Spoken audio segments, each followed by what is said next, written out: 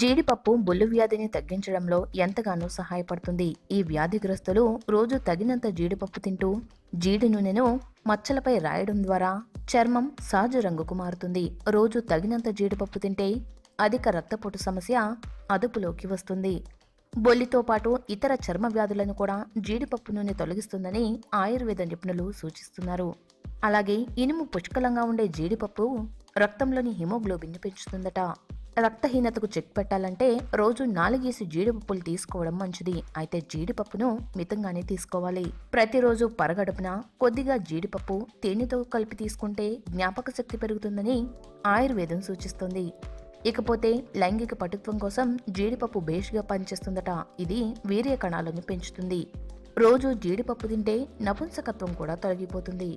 ఈ వీడియో గనుక మీకు నచ్చితే లైక్ చేయండి, మీ ఫ్రెండ్స్ కి షేర్ చేయండి. మరిన్ని ఇంట్రెస్టింగ్ అప్డేట్స్ కోసం మా ఛానల్ ని సబ్స్క్రైబ్ చేయడం మాత్రం మర్చిపోకండి.